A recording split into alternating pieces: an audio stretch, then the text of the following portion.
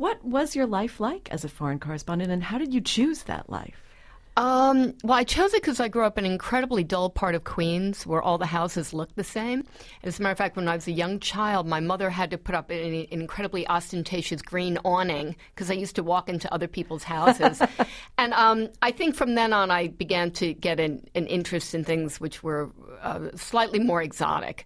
My parents were also social workers, and they, we lived in a very multi-ethnic part of Queens. So I think, those kind of things got me interested in it. And walking into other people's houses as a small child is sort of like being a foreign correspondent. It is. So that may have been good training. It was excellent training. And then I fell into journalism just like I think most of us do. It's a very random type of thing. I had graduated from Harvard, had a fellowship in Mexico to do some research. The fellowship ended. I knew a couple journalists. It looked really easy and fun what they did, so I just started doing what they did. You went, though, from, I don't know what you saw in Mexico, but you went from Mexico to covering wars and genocide. How did you get drawn into that kind of work? Well, again, it's all random. When I was in Mexico, it was Central America, the early 80s, so that was sort of, for my generation, what Iraq and Afghanistan is now for younger journalists. Yes. So I was already immersed in mayhem, and then mayhem leads to other mayhem. Then you get this reputation of somebody who does mayhem. And, you go to one spot, Angola, and you do it okay, and then they send you to Sudan, and then you survive, and they say, okay, this time now she goes to Burundi, and before you know it, that becomes your raison d'etre. I was nearly 40. My mother was not of good health. My sister and I are very close, and my cousins, and I hadn't really seen them for 20 years. I was getting tired of taking bucket baths. I was tired of going to refugee camps and pinching myself and forgetting, which war is this again? I was tired of colleagues and sources being killed. So I thought, I want to go home. I want to go somewhere where it's really quiet and, quote unquote, normal.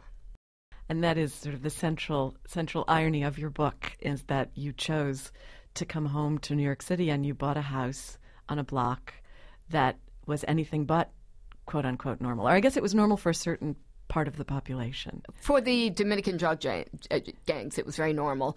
The cops, this was before 9/11, referred to our street, the street I had bought upon without doing my due diligence.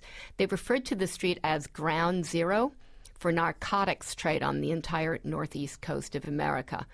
For particular reasons, this street had through traffic to many different forms of transportation, be it planes and bridges and highways. And this street was where there was a gang of 60 guys, and they ran it. Of course, when the real estate agent showed it, we didn't know about that because they tend not to put that kind of thing in the write-up. It's not 2 bedrooms, fireplace, drug gangs. Right, they haven't figured out, fireplaces, like burning fireplaces. PLC, whatever, yes. Drug dealers, DD, you don't see it there. Yeah. No. For some reason, the seller was in a gigantic rush to sell this thing, and the price was so unbelievably quick. Of course, suddenly, my journalistic skills just imploded at this moment. I didn't do due diligence. I didn't do research. I didn't ask any proper questions.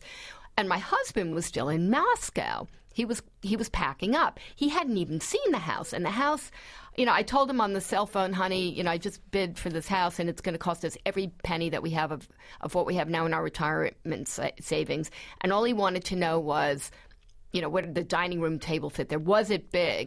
What shape was it in? What way did it face? My husband's very flexible and a visionary kind of person, unlike my impulsive self. So he said, okay, hon, buy it. Sounds really good.